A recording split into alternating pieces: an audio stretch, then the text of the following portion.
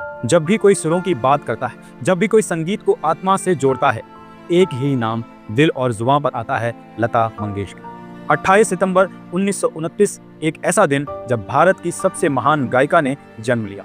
इंदौर के एक मराठी परिवार में जन्मी लता मंगेशकर संगीत की विरासत लेकर आई थी। उनके पिता दीनानाथ मंगेशकर खुद एक प्रसिद्ध शास्त्रीय गायक थे और नाटककार भी थे। लेकिन ये सुनहरा बचपन ज्यादा समय तक नहीं टिक सका। 1942 में जब लता सिर्फ 13 साल की थी, उनके पिता का अचानक देहांत हो गया। घर में आर्थिक संकट गहरा गया। 5 भाई बहनों की जिम्मेदारी लता के कंधों पर आ गई। सोचिए, एक 13 साल की बच्ची जिसे ना तो अपनी पढ़ाई पूरी करने का मौका मिला और ना ही अपने बचपन को जीने का मौका मिला। उन्हें तुरंत काम करना पड़ा। लता मंगेशकर ने पहली बार 1942 में एक मराठी फिल्म प्रीति हसाल के लिए गाना गाया, लेकिन ये गाना फिल्म से हटा दिया गया। यही नहीं, जब उन्होंने हिंदी फिल्म इंडस्ट्री में कदम रखा तो उनकी पतली आवाज को बार बार ठुकरा दिया गया। उन दिनों संगीत की दुनिया पर नूरजहां और शमशाद बेगम जैसी भारी और दमदार आवाज वाली गायिकाओं का राज था। लता की कोमल पतली आवाज को निर्माता और संगीतकार कमजोर समझते थे। अक्सर उन्हें कहा जाता था कि तुम्हारी आवाज बहुत हल्की है, तुम्हें फिल्मों में नहीं गाना चाहिए। कई बार रिकॉर्डिंग स्टूडियो से बिना गाना गाए ही लौटना पड़ता था। लता मंगेशकर कई बार तो रातों तक बिना खाना खाए ही सो जाती थी, लेकिन अगले ही दिन फिर कोशिश करने के लिए उठती थी और स्टूडियो के चक्कर लगाती थी। साथियों, कहते हैं ना, जब कोई पूरी शिद्दत से मेहनत करता है तो उसे उसका फल जरूर मिलता है। 1947 में जब लता मंगेशकर इंडस्ट्री में संघर्ष कर रही थी, तब संगीतकार गुलाम हैदर उन्हें एक बड़ी फिल्म के लिए शशिधर मुखर्जी के पास ले गए।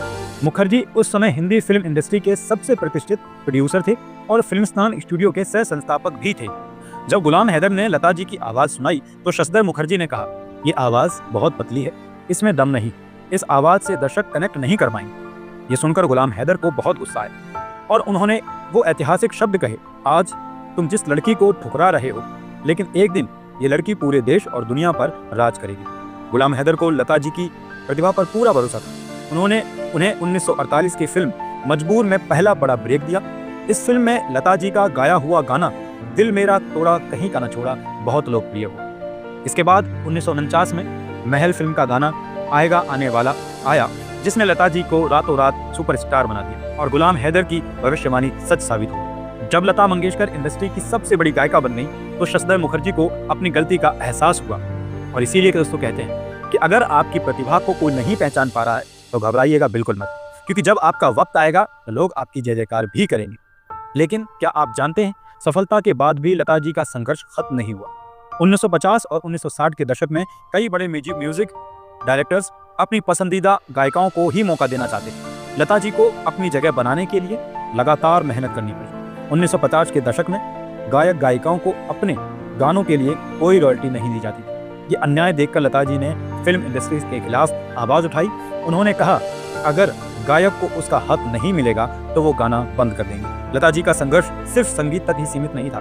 उन्हें कई बार जहर देकर मारने की कोशिश भी की गई। एक बार तो वो इतने बीमार पड़ गईं कि 6 महीने तक बिस्तर से नहीं उठ सकी, लेकिन उनकी इच्छा शक्ति ने उन्हें फिर खड़ा कर दिया। लता मंगेशकर ने हिंदी सिनेमा को 30,000 से ज्यादा गाने दिए, 36 से अधिक भाषाओं में गाया और 6 दशकों तक नंबर 1 गायिका बनी रही। इतनी सफलता और शोहरत के बावजूद जब एक इंटरव्यू में लता जी से पूछा गया, अगर आपको दोबारा जन्म लेने का मौका मिले तो आप क्या बनना चाहें, तो उनका जवाब था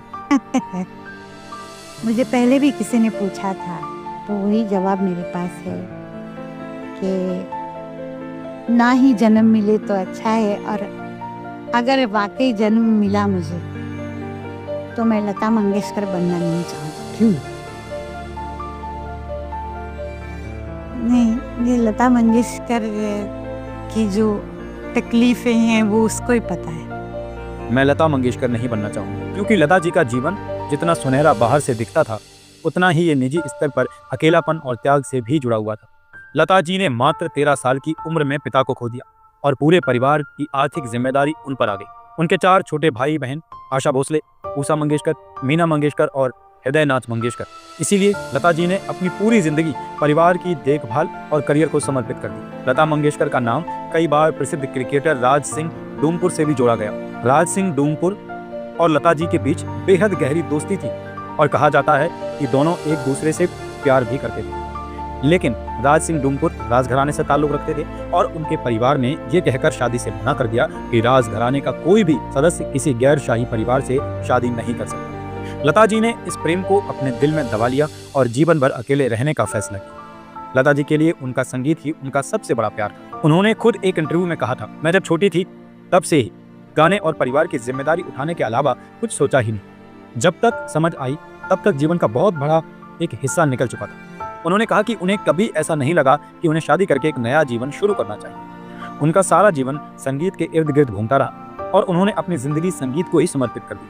उन्होंने शादी नहीं की, कभी अपनी इच्छाओं को खुलकर नहीं जिया, हमेशा परिवार की जिम्मेदारी निभाई और संगीत को अपना जीवन बना ली। 6 फरवरी 2022 ये दिन भारत के संगीत प्रेमियों के लिए काले दिन की तरह था। लता मंगेशकर नहीं रही, लेकिन उनकी आवाज आज भी हर दिल में जिंदा है। आज भी जब ये गाना बजता है लग जा गले के फिर ये हंसी रात हो न हो, शायद फिर से जन्म में मुलाकात हो न हो। लग जा गले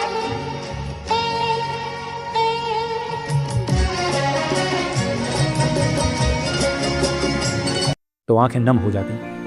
लता मंगेशकर कोई नाम नहीं बल्कि एक युग थी, एक ऐसा युग जो कभी खत्म नहीं हुआ। अगर आपको हमारी ये वीडियो पसंद आई तो इसे लाइक करें, शेयर करें और चैनल को सब्सक्राइब जरूर करें। संगीत ही मेरी आत्मा है और मैं चाहूंगी कि वो हमेशा जीवित रहे। लता मंगेशकर।